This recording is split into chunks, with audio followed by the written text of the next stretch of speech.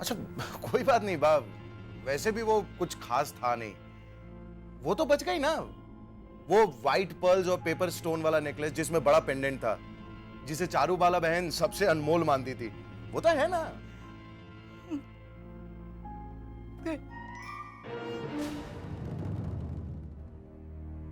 अच्छा वो तो बच गई ना, वो मल्टी कलर्ड स्टोन जिसमें डायमंड था, वो वाला सेट, कुंदन का कड़ा झूमर वाला, वो है ना। जो ज्वेलरी चली गई है उसके बारे में ही तू क्यों पूछ रहा है सुबोध? वो भी गई? हाँ, अब पूछ, उस पायल के बारे में पूछ। नहीं नहीं बाप, वो नहीं जा सकती है, वो हेमल की होने वाली वाइफ की अमानत है। वो भी गई।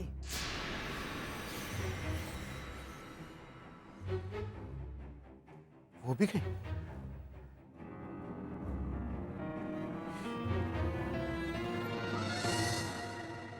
प्रवीणा, दाल में हल्दी डालना भूल गई, इसीलिए 3 बार डाल दी तूने हल्दी। या तू भी फेंकनी पड़ेगी अब ये दाल। नो प्रॉब्लम, फेंक देंगे। बा तुझे उठा के फेंक देगी। अरे कुछ नहीं करेंगी बा। बा अगर 3.5-4 लाख की ज्वेलरी कूड़े कचरे में फेंक सकती है, तो हम थोड़ी सी दाल नहीं फेंक सकती हैं? और हम तो सिर्फ पीली दाल फेंकेंगी, लेकिन बा ने तो सालों से संभाला हुआ पीला सोना फेंक दिया। छोड़ ना प्रवीणा, गलती हो गई उनसे। बस तब उनकी इसी गलती से मुझे परमानेंट लाइसेंस मिल गया है भूलने का। बा मीनाक्षी को बताना भूल गई थी कि डस्टबिन को हाथ मत लगाना। अब जब कभी मैं भूलूंगी, मुझे कोई नहीं डांटेगा। Okay? It's not okay. 4 lakh की ज्वेलरी गई है और आप हंस रही है। बा इतनी परेशान और अपसेट है कि सर पे हाथ रखकर बैठ गई है। बा परेशान है तो आपके मोटा भाई को पता है? बा इतनी परेशान होगी और मोटा भाई को पता नहीं होगा, ऐसा कभी हुआ है? तो क्या असर हुआ आपके मोटा भाई पर?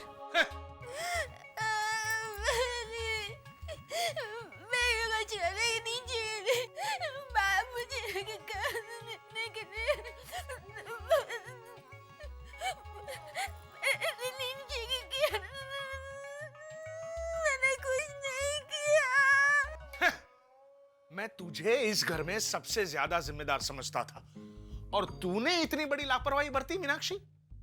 तेरी वजह से बा को शराब का कैन हाथ में लेना पड़ा, इसी वजह से अपसेट होकर बैठी है बा बेचारी। मैंने कुछ नहीं किया। अदा, 1 मिनट, कैसे नहीं किया? तूने कूड़ा कचरा चेक करके क्यों नहीं फेंका? कूड़ा कचरा चेक करके कौन फेंकता है अदा? कूड़ा तो कूड़ा ही होता है ना। चुप रह, कूड़ा कचरा हमेशा कूड़ा कचरा नहीं होता। हाँ, लेकिन चेक करके कौन फेंकता है? कचरा कौन चेक करके फेंकता है का क्या मतलब? मैं चेक करके फेंकता हूँ कचरा। मेरी ऑफिस में मेरा प्यून कचरा ले जाता रहे तब मैं उसे रोकता हूँ और फिर सारा कचरा मैं अपनी मेज पे फैलाता हूँ चेक करने के लिए।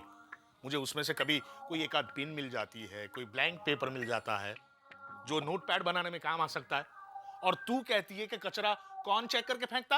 आपकी बात अलग है अदा, और वहाँ दादी माँ। और दूसरी एक बात, माँ ने जब इसे कहा कि मीनाक्षी सिर्फ दरवाजा लॉक करके आना, तो ये सिर्फ दरवाजा लॉक करके क्यों नहीं गई? कूड़ा कचरा फेंकने क्यों गई? एक्स्ट्रा काम करने की क्या जरूरत है इसे? हाँ, ये हाँ बोल रहे हैं। हाँ, इतने सालों से रोज आपका बॉस आपको डांट कर बोलता है ना कि आपका काम सिर्फ पॉलिसी बेचना है, तो सिर्फ पॉलिसी बेचिए, दूसरों का काम नहीं करिए। आप सुनते हैं? ऑफिस में कोई कारपेंटर आ जाए ना तो कील हथौड़ी लेकर कील ठोकने लगते हैं उसके साथ में। कोई पेस्ट कंट्रोल वाला आ जाता है तो उसका सिलेंडर कंधे पर उठाकर स्प्रे करने लगते हैं पूरे ऑफिस में। आप इस बेचारी को कह रहे हैं कि एक्स्ट्रा काम क्यों किया आप? हाँ? हाँ?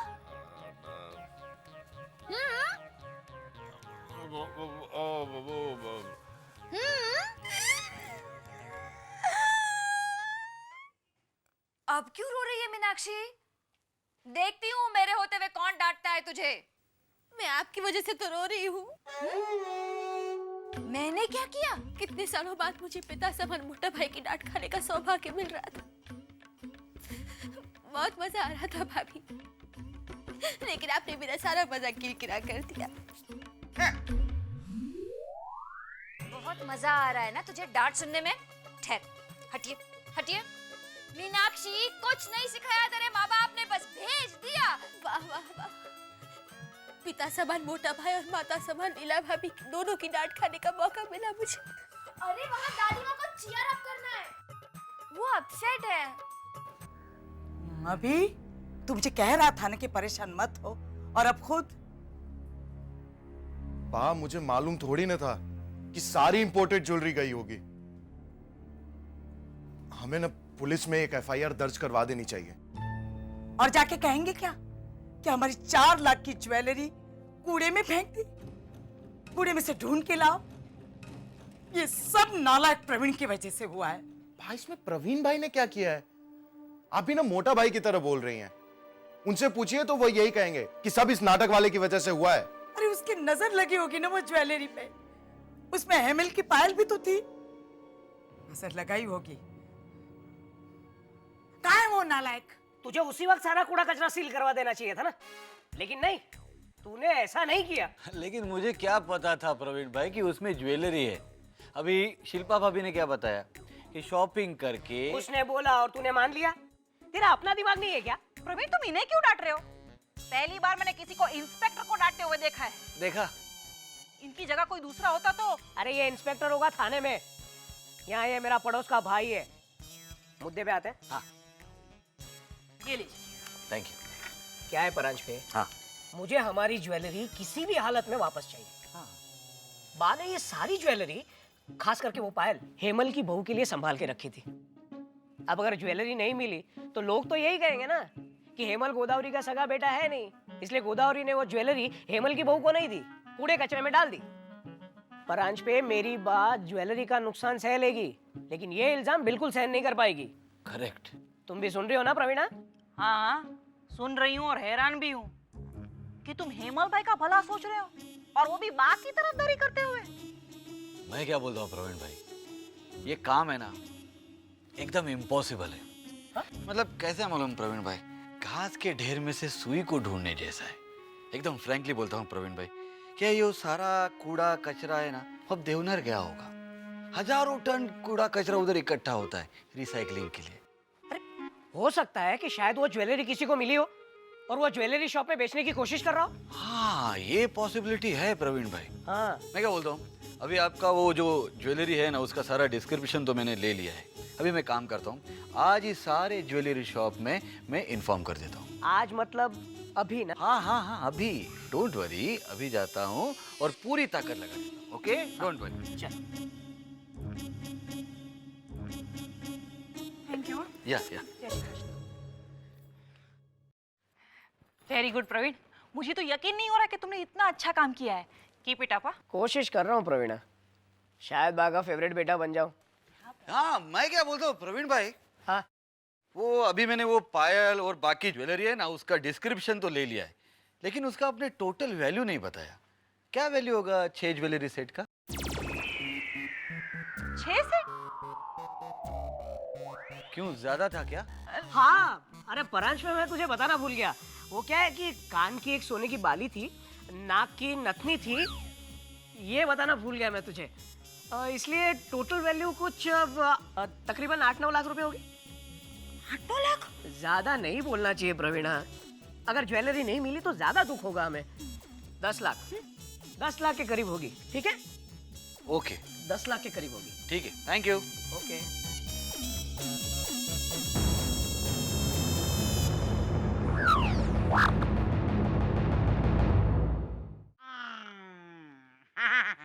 मैं कोई ऐसा गीत गाऊं के आरज़ू जगाऊं अगर तुम कहो। एक गड्ढू भाई, जय श्री कृष्ण। जय श्री कृष्ण। क्या हो रहा है?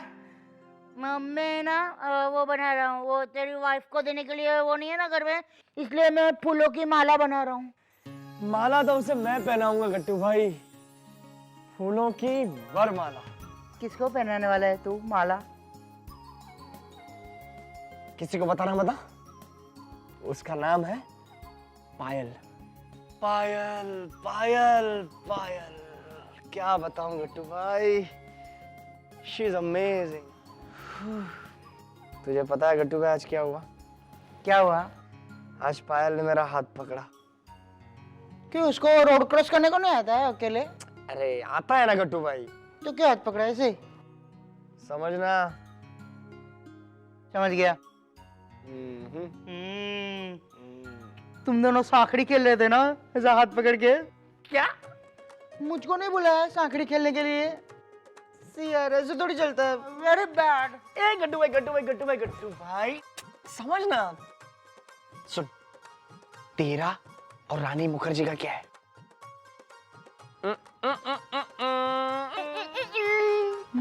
है ना? वैसे मेरा और पायल का। मुझे इसलिए हाथ पकड़ा? यस। कांग्रेस! कांग्रेस है वाले, कांग्रेस। Thank you. किधर गया फूल? लेकिन गट्टू भाई प्लीज किसी को पता ना बता, ये तेरा मेरा सीक्रेट है। माँ को भी नहीं बोलने का? अरे बा को मैं बताऊंगा ना, लेकिन अभी नहीं। बा जब अच्छे मूड में होंगी ना तब। और अगर बा मान गई तो डिम्पल की शादी के साथ मेरी शादी भी हो जाएगी। और फिर बा मेरी बीवी को फूलों की माला नहीं, सोने की ज्वेलरी पहनाएंगी, जो उन्होंने मेरी बीवी के लिए संभाल के रखी है ना, वो। क्या हुआ? मीनाक्षी भाभी। मैंने कुछ नहीं किया। मीनाक्षी भाभी, आप कब आई? जब भी तू वो बोल रहा था ना, बीवी और फूल और माला और ऐसा ऐसा सब, तभी। क्या क्या सुना आपने? सब सुना मैंने। हिमाल, पचका हो गया तेरा। मीनाक्षी भाभी, आप क्यों रो रही है फिर से? ऐसा ही ना। बा का वो सपना अधूरा रह जाएगा जो उन्होंने हेमल भाई के लिए देखा है। और आप पूछ रहे रो क्यों रही है? बा बहुत दुखी और परेशान है। लेकिन बाप परेशान क्यों है? अभी तक तो मैंने उन्हें बताया भी नहीं पायल के बारे में।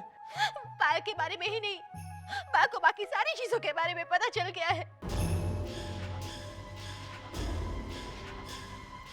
और सिर्फ बा को ही नहीं, घर में सबको पता चल गया है।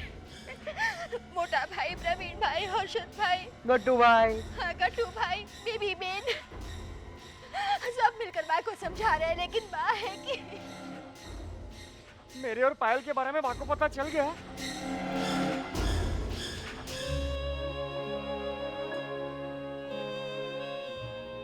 हाँ, जो हो गया उसे जाने दीजिए ना। हाँ बा, वैसे भी परांच पे ज्वेलरी ढूंढ रहा है। फिर भी अगर नहीं मिले तो हम सारे भाई कंट्रीब्यूट करके नई ज्वेलरी बनवा देंगे। अरे कितने सालों से संभाल के रखे थे वो सारे सेट, हेमल की बीवी के लिए, वो पुरानी डिजाइन। बा, हम आप ही की चॉइस के बनवाएंगे सारे सेट्स, सेम डिजाइन या उससे भी बेटर। पता नहीं हेमल को पसंद आएगी भी या नहीं। बा, आप बिल्कुल परेशान मत होइए। हेमल बहुत ही समझदार लड़का है, वो बिल्कुल मना नहीं करेगा। आपकी चॉइस तो खुशी खुशी एक्सेप्ट कर लेगा। और जरूरत पड़ी तो हम सब भाई मिलके उसे समझाएंगे भी। लेकिन नई ज्वेलरी उसे पसंद नहीं आई तो? होनी को कौन टाल सकता है? हाँ? अब देखिए ना, 1972 में बापूजी ने आपको जो। हाँ हाँ मोटा भाई समझ गए, होनी को कौन टाल सकता है, यही कहना चाहते हैं ना आप? हाँ, अब वो गहने किसी और के नसीब में होंगे। गहने गहने पे लिखा है पहनने वाले का नाम।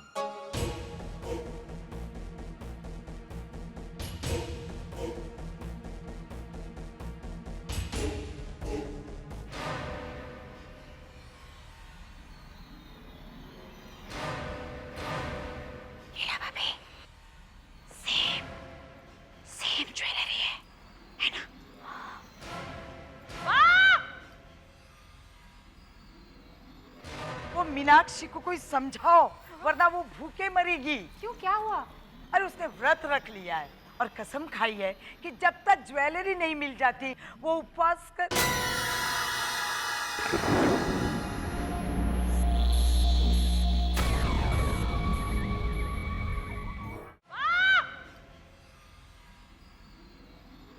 वो मीनाक्षी को कोई समझाओ, वरना वो भूखे मरेगी। क्यों, क्या हुआ? अरे उसने व्रत रख लिया है और कसम खाई है कि जब तक ज्वेलरी नहीं मिल जाती वो उपवास कर।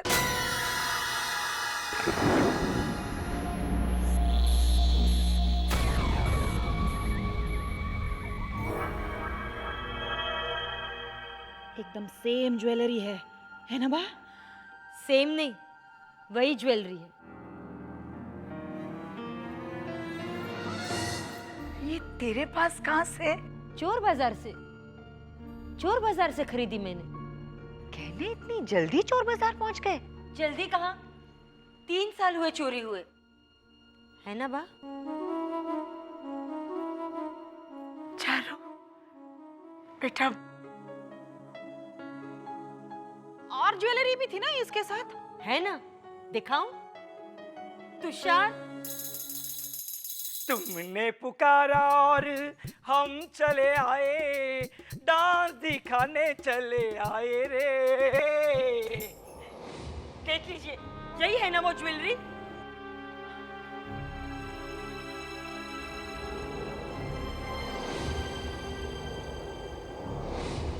बा, ये सारी ज्वेलरी अपनी है।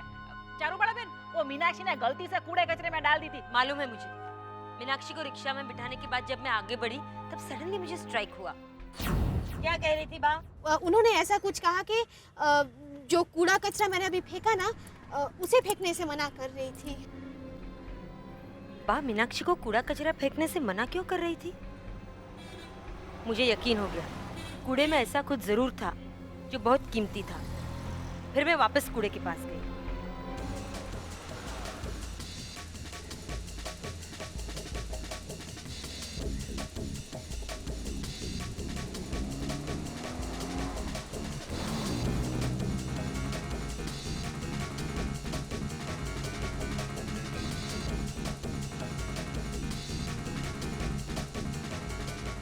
मीनाक्षी ने जो फेंका था वो थैली निकाली और उसमें देखा तो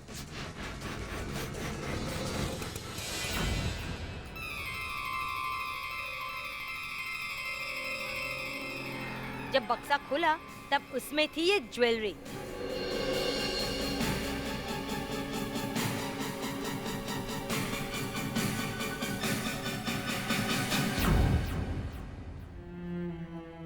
चारू बाला बहन, आपको ज्वेलरी मिल गई थी, उसके बाद भी आपने नहीं बताया?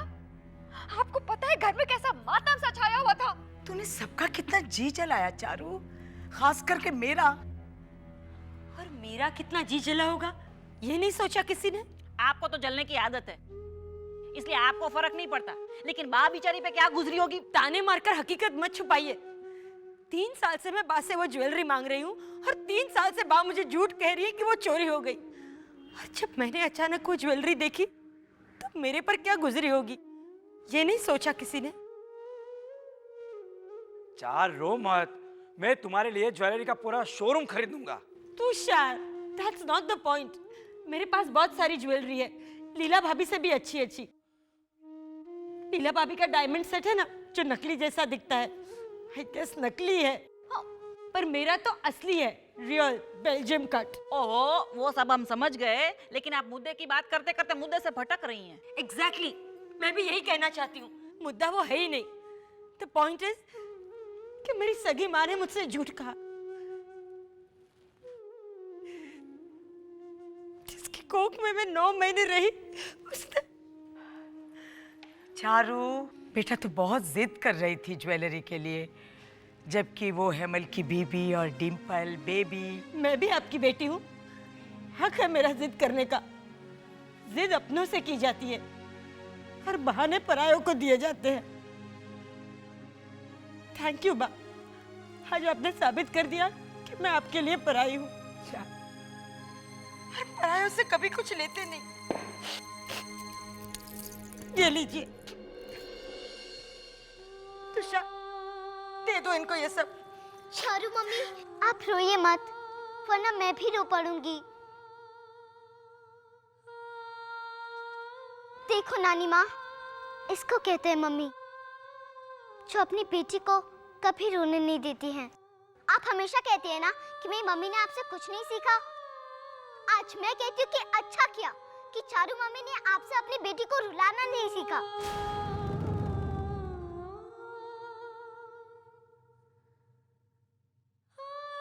proud of you, Mummy.